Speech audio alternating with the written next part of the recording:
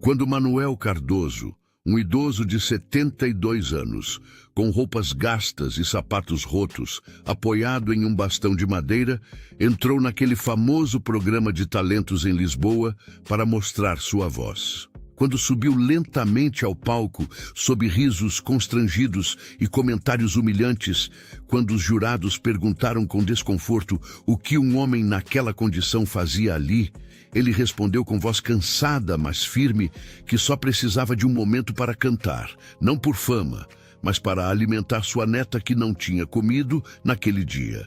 Quando questionado sobre onde a menina estava, ele a chamou ao palco e surgiu Sofia, uma criança de apenas 6 anos, com roupas simples e uma boneca velha nas mãos. O teatro mergulhou em silêncio quando ele a abraçou e revelou que era tudo o que lhe restava desde a morte de sua filha. Aquele momento mudaria não apenas suas vidas, mas a forma como todos ali entendiam o que significava ter voz. Se você está preparado para esta história, escreva nos comentários de onde você está vendo este vídeo. O Teatro Coliseu era um dos palcos mais prestigiados de Lisboa. Das suas galerias se via o público acomodado, as câmeras posicionadas para capturar cada expressão e as luzes frias que iluminavam o palco como se fosse uma arena de julgamento. No centro daquele cenário impecável estava Manuel Cardoso, um homem de 72 anos com cabelo grisalho despenteado que caía sobre a testa enrugada. Vestia um casaco marrom remendado que já tinha visto dias melhores, calças desbotadas com manchas que nenhuma lavagem conseguia remover e sapatos tão gastos que deixavam ver os dedos. Nas mãos, segurava um bastão de madeira que o mantinha firme, e nos olhos havia uma mistura de dignidade e cansaço de quem carregava o peso do mundo nos ombros. Era visivelmente pobre, estava completamente fora de lugar e carregava nos braços frágeis uma história que ninguém ali esperava ouvir. A inscrição no programa tinha sido uma decisão desesperada. Depois de 3 anos vivendo nas ruas de Lisboa com sua neta Sofia, depois de uma sequência interminável de noites em abrigos lotados, estações de trem geladas e parques onde dormiam em bancos de madeira, ele tinha esgotado todas as opções.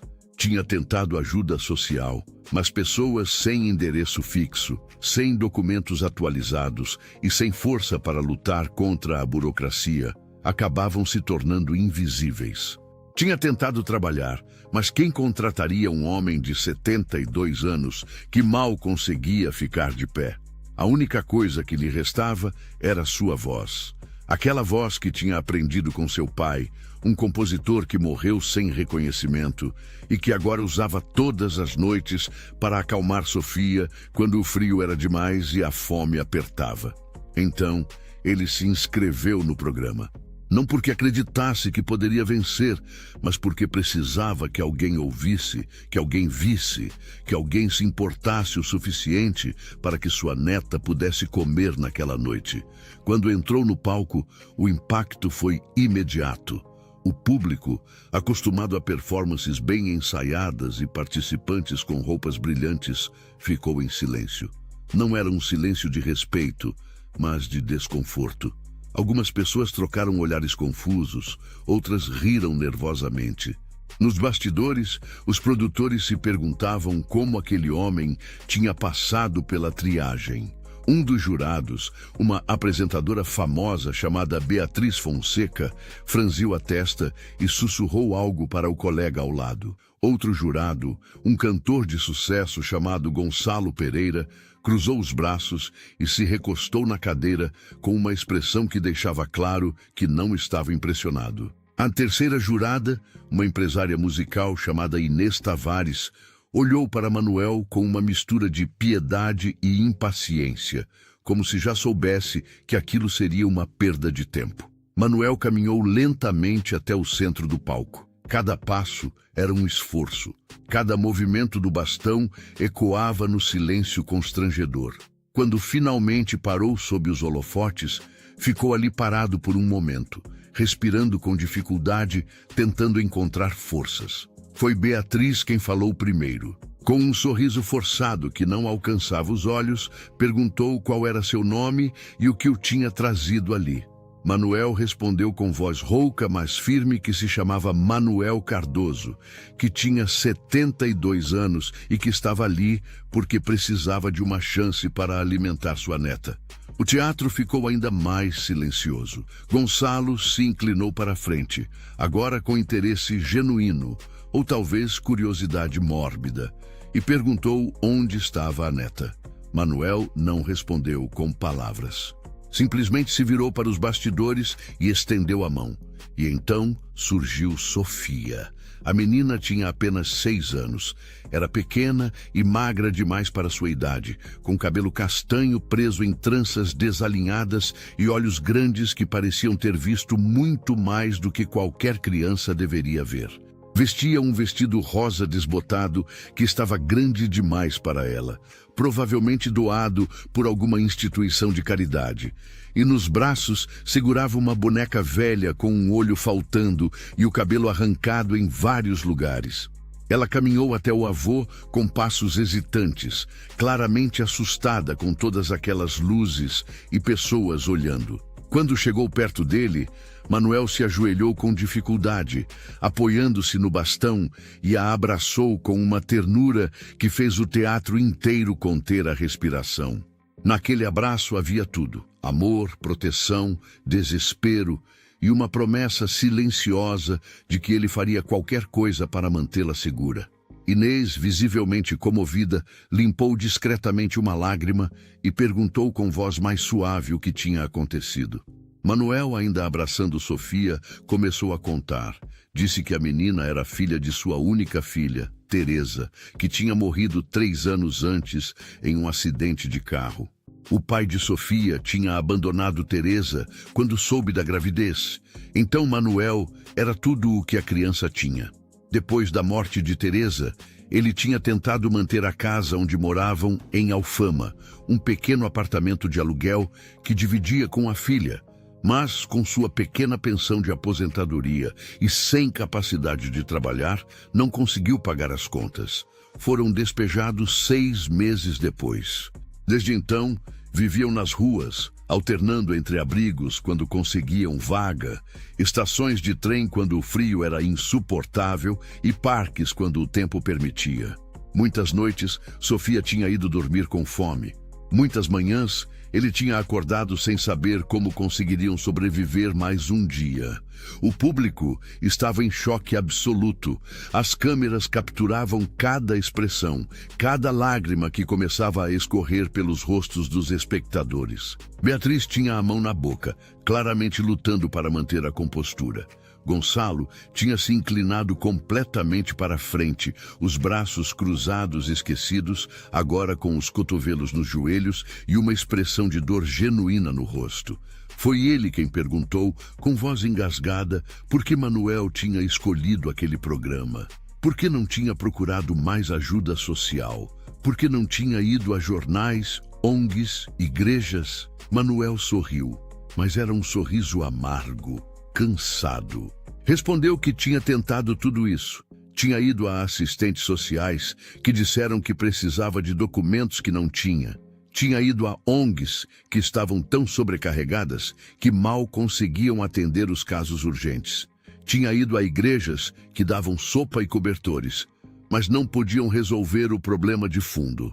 Sem endereço, sem referências, sem energia para lutar contra o sistema, ele e Sofia tinham se tornado invisíveis. Só mais 2 sem teto entre centenas, numa cidade que fingia não vê-los. Então ele disse algo que partiu o coração de todos ali. Disse que a única coisa que sabia fazer, a única coisa que ainda tinha valor, era cantar. Todas as noites, quando Sofia tinha medo, quando chorava de fome ou de frio, ele cantava para ela.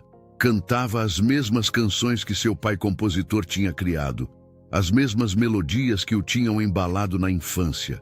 E por alguns minutos, enquanto cantava, Sofia esquecia onde estava. Esquecia que dormia em bancos de parque, esquecia que não tinha comido. Ela apenas fechava os olhos e sorria, e aqueles minutos eram tudo o que ele tinha para oferecer.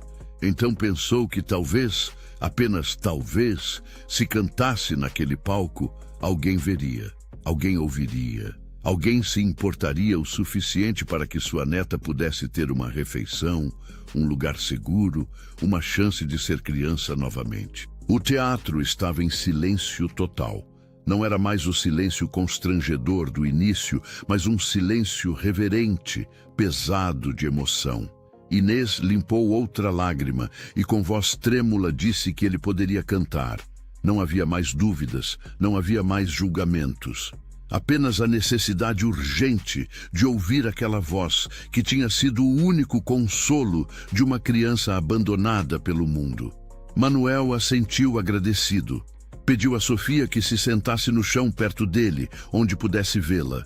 A menina obedeceu, sentando-se com as pernas cruzadas e abraçando sua boneca velha, olhando para o avô com aqueles olhos grandes cheios de confiança absoluta. Então Manuel fechou os olhos, respirou fundo e começou a cantar. Não havia música de fundo. Não havia arranjos elaborados ou efeitos especiais.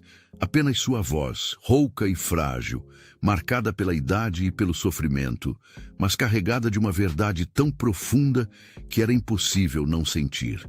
Cantava uma canção antiga, uma melodia simples sobre amor e perda, sobre esperança em tempos difíceis.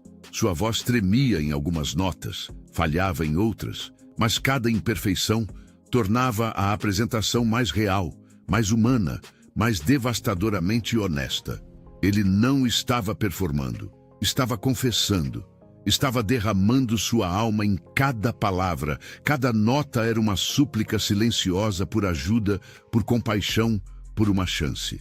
O público começou a chorar abertamente. Mulheres cobriam o rosto com as mãos, soluçando. Homens limpavam lágrimas que escorriam sem controle.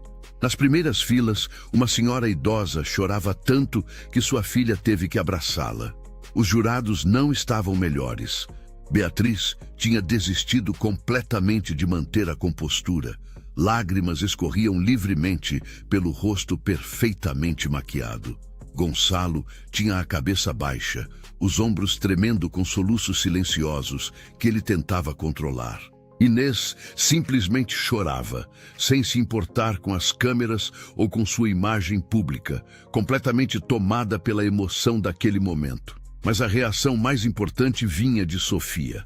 A menina, sentada no chão com sua boneca velha, reconhecia aquela canção. Era a mesma que o avô cantava todas as noites para afastar seus medos, para fazer o frio parecer menos intenso, para transformar bancos de parque em berços seguros. Ela fechou os olhos e começou a balançar suavemente, embalada pela voz familiar, e pela primeira vez em muito tempo, sorriu. Um sorriso pequeno e tímido, mas genuíno. E todos que viram aquele sorriso entenderam que não estavam assistindo a uma apresentação.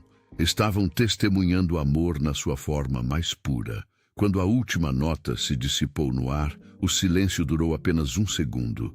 Então, o teatro inteiro explodiu em aplausos. Mas não eram os aplausos educados de costume. Eram aplausos lentos, pesados, carregados de emoção.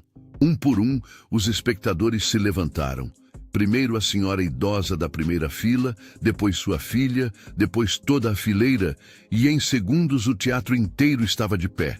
Até os técnicos nos bastidores, acostumados a dezenas de apresentações por temporada, estavam batendo palmas com lágrimas nos olhos. Gonçalo foi o primeiro jurado a se levantar, seguido imediatamente por Beatriz e Inês. Os três batiam palmas com uma intensidade que ia além do profissional. Era pessoal, era humano. Está gostando desta história? Deixe um like e se inscreva no canal. Agora continuamos com o vídeo.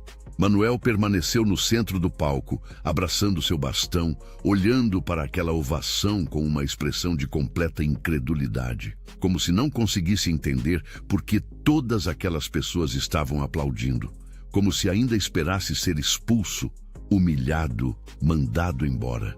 Sofia levantou-se e correu para ele, abraçando suas pernas. Ele a pegou no colo com dificuldade e juntos ficaram ali, avô e neta, unidos contra o mundo, enquanto o teatro continuava aplaudindo. Quando os aplausos finalmente começaram a diminuir, Inês foi a primeira a falar. Com voz ainda embargada, perguntou a Manuel o que ele esperava daquele programa. Ele a olhou diretamente nos olhos e respondeu com uma honestidade brutal que silenciou o teatro novamente. Disse que não esperava ganhar. Não esperava fama ou reconhecimento. Só esperava que sua neta pudesse comer naquela noite. E, se possível, também amanhã. Talvez depois de amanhã. Apenas isso. Comida, segurança básica. O mínimo que uma criança de 6 anos deveria ter por direito. Beatriz então fez uma pergunta que mudaria tudo. Observou que, apesar da idade, apesar do cansaço, havia algo na forma como Manuel cantava que revelava formação musical. Não era apenas talento natural, era técnica, conhecimento, anos de prática. De onde vinha aquilo? Manuel hesitou. Claramente não queria falar sobre isso, mas sob o olhar insistente dos 3 jurados, finalmente cedeu. Disse que seu pai, Antônio Cardoso, tinha sido compositor. Um homem talentoso que tinha criado algumas das canções mais tocadas nas rádios portuguesas nos anos 60 e 70. Mas Antônio nunca tinha assinado suas obras. Trabalhava para outros artistas, escrevia melodias que eles reivindicavam como próprias, recebia pagamentos miseráveis e via seu trabalho enriquecer outros enquanto ele mal conseguia pagar o aluguel. O impacto dessa revelação foi devastador. Gonçalo, que era cantor profissional, imediatamente perguntou quais canções. Manuel, com voz baixa, começou a listar títulos. Canções que todos no teatro conheciam. Canções que tinham tocado em casamentos e festas. Canções que faziam parte da memória coletiva portuguesa. O público começou a murmurar, chocado. Beatriz cobriu a boca novamente, desta vez não de emoção, mas de choque puro. Inês balançou a cabeça, incrédula. Como era possível que o filho do homem que tinha criado aquelas obras-primas estivesse vivendo nas ruas? Manuel continuou sua história. Disse que seu pai tinha morrido aos 65 anos, pobre e amargo, acreditando que tinha falhado, acreditando que seu talento não tinha valido nada. Manuel tinha tentado seguir seus passos, tinha estudado música quando jovem, mas depois de ver o destino do pai, tinha desistido. Tinha trabalhado em empregos comuns, tinha construído uma vida simples, mas digna. E agora, em seus últimos anos, só queria que aquelas canções, aquele legado esquecido, servissem para algo, servissem para alimentar sua neta. Não pedia reconhecimento para seu pai, não pedia justiça, apenas pedia que Sofia pudesse comer. O teatro estava em choque absoluto. As pessoas não sabiam como processar aquela informação. Aqui estava um homem que carregava o legado de um dos grandes compositores esquecidos de Portugal, vivendo em absoluta miséria, usando o talento herdado apenas para acalmar uma criança com fome. Era injusto de uma forma tão profunda que parecia impossível. Inês foi a primeira a reagir. Com voz firme, apesar das lágrimas, disse que aquela noite não era sobre caridade, era sobre justiça. Virou-se para os outros jurados e disse que precisavam fazer algo, imediatamente. Gonçalo concordou. Disse que o programa tinha um fundo de emergência, recursos reservados para casos excepcionais. Beatriz balançou a cabeça entusiasticamente, dizendo que nunca tinha havido um caso mais excepcional que aquele. Os 3 jurados conversaram rapidamente entre si, ignorando as câmeras, ignorando o protocolo, focados apenas em encontrar uma solução. Então Inês se levantou e se dirigiu diretamente a Manuel. Disse que o programa tinha recursos disponíveis e que eles haviam decidido, ali mesmo naquele momento, dar a ele o suficiente para garantir moradia, alimentação e educação para Sofia durante pelo menos 1 ano. Não era caridade, enfatizou, era o mínimo que podiam fazer diante de uma injustiça tão grande. Manuel ficou completamente imóvel, como se não conseguisse processar o que tinha ouvido. Sofia puxou sua manga e perguntou baixinho se isso significava que teriam uma casa. Se ela poderia ir à escola, como as outras crianças. Se não precisariam mais dormir no parque. Manuel assentiu lentamente e então, pela primeira vez em 3 anos, permitiu-se chorar. Não foram lágrimas silenciosas. Foram soluços profundos, liberando anos de dor, medo e desespero acumulados. Ele se ajoelhou, ainda abraçando Sofia, e chorou enquanto o teatro inteiro chorava com ele. Mas os jurados não pararam. Gonçalo anunciou que Manuel continuaria no programa. Não por pena, mas porque sua voz e sua história mereciam ser ouvidas. Porque o legado de seu pai merecia reconhecimento. Porque Sofia merecia ver seu avô sendo tratado com a dignidade que sempre deveria ter tido. Beatriz complementou, dizendo que, independentemente do resultado da competição, ela pessoalmente garantiria que a história de Antônio Cardoso, o compositor esquecido, fosse contada. Que seu nome fosse finalmente vinculado às obras que tinha criado. Os dias que se seguiram àquela noite foram um turbilhão. A apresentação de Manuel viralizou imediatamente nas redes sociais. Milhões de visualizações em poucas horas. Jornais nacionais e internacionais queriam entrevistá-lo. ONGs ofereceram ajuda adicional. Pessoas comuns criaram campanhas de arrecadação. Em 48 horas, tinham conseguido recursos suficientes não apenas para 1 ano, mas para garantir que Sofia tivesse tudo o que precisasse até completar 18 anos. Mas Manuel não estava interessado na fama. Recusou a maioria das entrevistas. Recusou aparecer em talk shows. Só aceitou uma entrevista com um pequeno jornal local de Alfama, onde explicou que aquela noite não tinha sido sobre ele. Não tinha sido sobre seu pai. Tinha sido sobre Sofia. Sobre todas as crianças invisíveis que viviam nas ruas, que tinham fome, que precisavam que alguém lutasse por elas.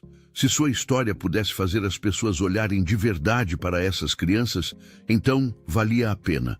Mas ele não queria se tornar uma celebridade. Queria apenas ser avô. Com os recursos do programa e das doações, Manuel conseguiu alugar um pequeno apartamento em Alfama, não muito longe de onde tinha morado com Teresa. Não era luxuoso, apenas 2 quartos simples em um prédio antigo, mas para ele e Sofia era um palácio. A menina tinha seu próprio quarto pela primeira vez na vida. Manuel comprou para ela uma cama nova, roupas limpas, livros, brinquedos. Viu-a ir ao primeiro dia de escola, com uniforme novo e mochila nas costas, e chorou na calçada, vendo-a entrar, sabendo que finalmente ela tinha uma chance. Ele também voltou a cantar, mas não da forma que as pessoas esperavam. Não gravou álbuns, nem fez turnês. Em vez disso, começou a se apresentar em pequenos locais, lares de idosos, hospitais pediátricos, centros comunitários, lugares onde pessoas esquecidas, invisíveis, precisavam ouvir que alguém se importava. Cantava as canções de seu pai, finalmente dando o crédito que Antônio nunca tinha recebido em vida. E em cada apresentação, levava Sofia, porque queria que ela entendesse que ajudar os outros era tão importante quanto ter sido ajudado. 6 meses depois da primeira apresentação, Manuel voltou ao programa uma última vez. Não para competir, apenas para se despedir. Subiu ao palco, desta vez não com roupas gastas, mas com um terno simples que Inês tinha insistido em comprar para ele. Sofia estava na plateia, sentada na primeira fila, ao lado da professora que tinha se tornado sua tutora quando Manuel precisava fazer apresentações. A menina estava diferente. Tinha ganhado peso, seu rosto tinha cores saudáveis, seus olhos brilhavam com uma alegria que não existia antes. Ela segurava uma boneca nova, mas tinha trazido também a velha, porque, como explicou a Manuel, a boneca velha tinha estado com eles nos momentos difíceis e merecia ver os momentos bons também. Manuel cantou novamente a mesma canção da primeira noite, mas desta vez sua voz estava mais forte. Ainda não era perfeita, nunca seria, mas tinha algo que não tinha antes, tinha esperança. Quando terminou, o teatro se levantou novamente em ovação. Mas antes de sair, Manuel pediu o microfone. Disse que queria deixar uma mensagem. Olhou diretamente para as câmeras e disse que ninguém, absolutamente ninguém, deveria precisar subir a um palco, expor sua dor da forma mais vulnerável, para provar que merecia comer. Disse que havia milhares de Sofias por todo Portugal, crianças invisíveis que dormiam com fome, e que sua história não deveria ser excepcional. Deveria ser impossível. Pediu que as pessoas não apenas doassem dinheiro, mas que olhassem, realmente olhassem para as pessoas nas ruas, vissem seus rostos, ouvissem suas histórias, reconhecessem sua humanidade, porque ele e Sofia tinham tido sorte, tinham tido a chance de serem vistos. Mas quantos outros nunca teriam essa chance? Quantos outros morreriam invisíveis, esquecidos, acreditando que não importavam? Sua voz falhou no final, emoção tornando difícil falar, mas a mensagem tinha sido entregue. E o silêncio que seguiu suas palavras foi mais poderoso que qualquer aplauso. Um ano depois daquela primeira noite no Teatro Coliseu, Manuel completou 73 anos. Sofia, agora com 7 anos, organizou uma pequena festa de aniversário em seu apartamento. Convidou a professora, alguns colegas de escola que tinham se tornado amigos e os 3 jurados que tinham mudado suas vidas. Beatriz trouxe um bolo enorme. Gonçalo trouxe presentes demais para uma criança, incluindo um teclado musical para que Sofia pudesse aprender se quisesse. Inês trouxe algo diferente, uma cópia emoldurada da certidão de autoria corrigida de todas as canções de Antônio Cardoso, finalmente com seu nome reconhecido oficialmente. Manuel segurou aquela moldura com mãos trêmulas. Olhou para o nome do pai, finalmente visível, finalmente reconhecido, e sentiu que talvez Antônio pudesse descansar em paz agora. Talvez soubesse, onde quer que estivesse, que seu talento não tinha sido em vão, que tinha deixado um legado, que tinha importado. Sofia, vendo o avô chorar, o abraçou e disse algo que ele nunca esqueceria. Disse que quando crescesse, queria ser como ele. Não famosa ou rica, mas alguém que usava sua voz para ajudar pessoas que ninguém mais via. Naquela noite, depois que todos foram embora, Manuel e Sofia sentaram-se na pequena varanda do apartamento. Olharam as luzes de Lisboa espalhadas pela cidade, as mesmas luzes que costumavam vê-los dormir em bancos de parque e estações de trem. Mas agora, viam aquelas luzes de dentro de uma casa, de um lugar seguro, de um lar. Manuel pegou seu violão velho, o único objeto que tinha conseguido manter através de todos os anos difíceis, e tocou suavemente. Sofia se encostou nele, segurando sua boneca velha em um braço e a nova no outro, e fechou os olhos. E ali, naquela varanda simples de um apartamento modesto em Alfama, com uma criança feliz adormecida em seus braços e o nome do pai finalmente reconhecido, Manuel Cardoso entendeu algo fundamental. Entendeu que sua voz nunca tinha sido sobre fama ou sucesso. Tinha sido sobre amor, sobre manter viva a chama da esperança quando tudo parecia perdido. Sobre provar que enquanto pudesse cantar, enquanto pudesse abraçar Sofia, enquanto pudesse fazer ela sorrir, nada estava verdadeiramente perdido. O mundo ainda era duro. Ainda havia milhares de pessoas invisíveis nas ruas. Ainda havia injustiça e indiferença. Mas aquela noite no teatro tinha plantado algo irreversível em muitos corações. Tinha lembrado às pessoas que olhar, realmente olhar para o sofrimento dos outros, era o primeiro passo para mudá-lo. Que ninguém era invisível quando alguém decidia ver. Que as vozes mais frágeis eram muitas vezes as que mais precisavam ser escutadas. E que cantar Podia ser muitas coisas, uma performance, uma arte, uma profissão. Mas, acima de tudo, cantar podia ser uma forma de amar. Se esta história te lembrou que ninguém deveria ser invisível e que as vozes mais frágeis merecem ser ouvidas, deixa uma marca da sua presença com um coração. E se você quer apoiar quem conta histórias que celebram a dignidade humana e o poder da compaixão, pode fazer isso com um muito obrigado através da função super obrigado aqui embaixo.